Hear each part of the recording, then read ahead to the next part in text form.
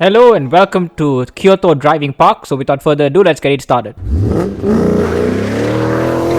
So as always, let's start our qualifying lap. Let's go in 2 times the speed because this track is a little bit long. So like you might have seen in the splash screen, so this is the Yamagiwa+Miyabi, I hope I'm saying that right, layout of the Kyoto Driving Park. So that means it's just a longer part of the track basically, so you go through all of the different corners here and there. This lap I don't think I did the best. So this was, as you can see in the right hand side as well, this is only my second attempt or my first hot lap. I tried to consequently do more laps here and it just didn't work out. So perhaps I should have pitted, because one other thing with this track is, if you can see already the tire wear, just from doing one out lap and now maybe halfway through the hot lap, the tires are already losing a lot of wear there, or having high tire wear. So a track which is not so good on the tires, very punishing circuit for tires. So I couldn't maximize, I think, how I should have maximized my time for qualifying. But regardless, I think it's a good representative time. I would say a 2:16.7. So yeah, this is again confirmed here in this screen. So that would be enough for a P number 8 to start my sprint race. So let's see how that would go. Okay, so yeah, I think it seems to be a feature now. I'm starting somewhere in the midfields, always like somewhere like 8, 9, 10. I think that seems to be my natural position. So let's have a good start now. The Jaguar have quite a good acceleration, so 5 flights away we go. So I was looking behind. I was quite surprised actually. Ross was going much slower. I could have banged into him. I was still looking behind, but luckily managed to switch back in front. And so already got past him and now got past another person and already alongside another person here. So I'm hugging the inside line here. And so just that in one turn I've already gained 3 positions. So really good start so far. Keeping behind Perry there and the other guys from T1, from P1 to T4, I should say, P4. So also going now to the outside of Perry. He's going defensive on the inside there, so can't do much on the outside there. I have to give him the space there because now my car is going to understeer a lot towards the outside. So far so good. So just later in the lap, here you can see my tire just got a little bit unsettled because I went to the grass there. Just because of that slide, you can see I'm losing a lot of momentum going uphill now, and Anton just basically went to the inside there, and so he got that position there. So at the end, easy pass there I would say, because of my mistake. But here now I'm having to defend from Dan the Man really aggressively, not rather Dan the Man, now it's typos, really aggressively. So I'm going to the inside there. So managed to just about keep my position. So P number 6. So I was being spooked by typos for almost 3 laps now, lap number 4, and here I was maybe too spooked there and I just basically lost it. I kind of missed my breaking point there, and because of that I've lost 1 position. So it was not all bad just losing 1 position, but because of that really lost a lot of momentum. And now you would see now with Dan the Man now, so I went a little bit conservatively. I think I tried to go in the middle of the track here, but Dan went to the inside there and commanded the position there. So I maybe could have been a bit more aggressive, but it is what it is. So now losing now to P number 8 already. So fast forwarding a little bit more here. So let's see what would happen. So here coming into this sequence of corners, I brake pretty much actually where I would brake. I was kind of surprised there that Dan actually gave a lot of position space there. He went too much to the outside, and at the end managed to make the move there. So really don't know exactly what Dan was doing there. Maybe I didn't brake even late. So but here, as always, after doing something good I do something bad, lose back the position to Dan, and also losing now to Nectar. So ultimately going back down to P number 9. So a good and bad series of corners. So 1 lap later, Nectar in front of me here. So here I brake exactly like where I would brake, but somehow I feel that Nectar was braking a little bit earlier there. So I kind of got a little spooked there. So I had to kind of do some avoidance there. Otherwise I would have collected the behind of Nectar there. So it turned out to be a good move there. I brake exactly like where I would have, didn't expect Nectar to brake too early there. But P number 8.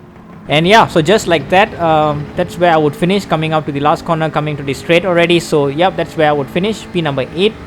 So an eventful sprint race I would say, but I will take it. 8 position, I started in 8, finished in 8. So pretty much status quo. So let's see how the feature race would go.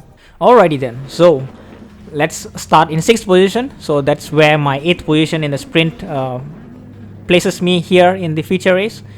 Yeah, so a good position for my teammate there, starting in 3rd. So a good position for him to move up the rank as well. So yep, for us to be starting quite high up, so we should make use of this opportunity.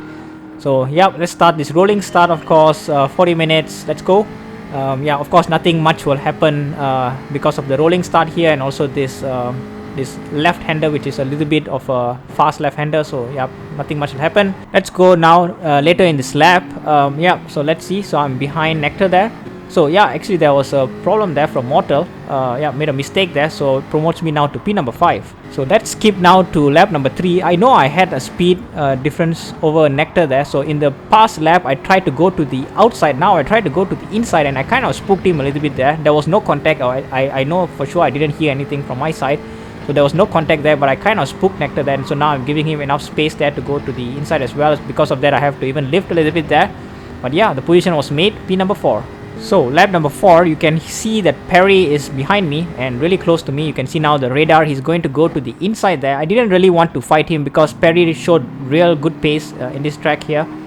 But yeah, so he's also positioning his car really well there. But yeah, the move is made, P number 5. So let's fast forward now to lap number 7. So the guys in front of already went to the pits. So it's only me and my teammate who's staying out extra lap here.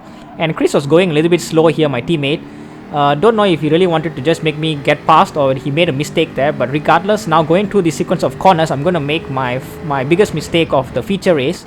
Here, I just understeered too much there, and yeah, going into the barriers there, and I applied the throttle a bit wrongly there, and this prompted me to spin there as well. Yeah, at the end you can see now I'm about 12 seconds away from the leader. That was Chris there, so I lost almost 12 seconds there. He also understeering a lot there. So yeah, lost a lot of time there, and now gonna make my mandatory pit stop. Yeah, so yeah, let's look into retrospectives later on. But yeah, this really dropped me down the positions as well. So yeah, ultimately I'll come out in a net P number 11. And yeah, absolutely nothing happened in the next stint. So in the soft tires, nothing happened, and now coming into my second pit stop. Like I said in the qualifying, this race punishes the tires a lot. So yeah, I have to make 2 stops coming back out in P number 10. So let's now jump to lap number 16. So my teammate does a mistake there. So yeah, unfortunate to him there for making that mistake. Later on, he told me he was really trying to push it, and that's the reason why he had that spin. Yeah, regardless, we inherit his position then. So then let's fast forward this retrospective lap. Let's call it like this. So this will be the racer's penultimate lap, but my final lap because just 1 lap down then.